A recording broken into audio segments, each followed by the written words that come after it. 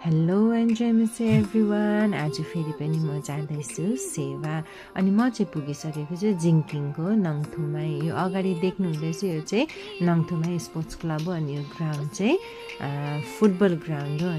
अनि अलिकति अगाडि गएपछि चाहिँ यहाँनिर नङथुमै नेपाली स्कुल पनि छ है। अनि यही बाटो भएर चाहिँ हाम्रो जिङकिङ चर्च जाँदछ। अनि हामीहरू चाहिँ 3 महिनामा एकपल्ट चाहिँ हामी सबै विभिन्न जात जाति अनि भाषाहरू भएको आमाहरू चाहिँ हामीहरू भेला भएर एकसाथ सेवा हामी गर्ने गर्दछौँ। अनि यही सेवामा एटेन्ड गर्नको लागि बहिनीको नानी हामी पनि जाँदैछौँ। तपाईँले देख्न सक्नुहुन्छ एरिया कस्तो राम्रो छ, सुन्दर छ। अनि अलिकति अगाडि गएपछि चाहिँ हामी पुग्छौँ अनि यहाँनिर चाहिँ हामी पुगिसकेका छौँ है। त्यहाँ पुग्दाखेरि चाहिँ यहाँनिर चाहिँ बहिनीहरूले चाहिँ खाना बनाउनु हुँदै रहेछ। अनि अब हामी चाहिँ जैमसी गर्दै हामीले त्यो चर्चमा एन्टर गर्दैछौँ है। अनि हामीले भेटेको भिडियोहरू बनाउन सकेनौँ किनभने सेवा सुरु हुने बेला भइसकेको थियो। अब चाहिँ म चाहिँ बसिसकेको छु।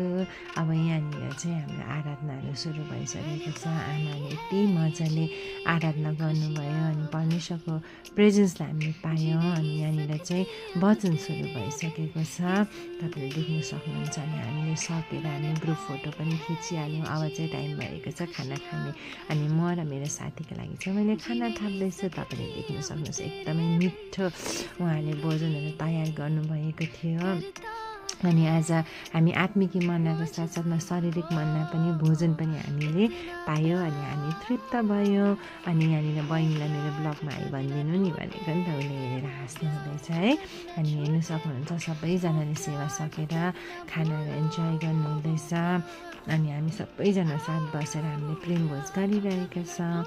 अनि मैले पनि आफ्नो खाना पाइसकेको छु है। तपाईँले हेर्नुहोस् अब चाहिँ हाम्रो फर्किने बेला भइसकेको छ। तपाईँहरूलाई आजको नयाँ जग्गा कस्तो लाग्यो तपाईँले भनिदिनुहोस्। Thank you for watching my video.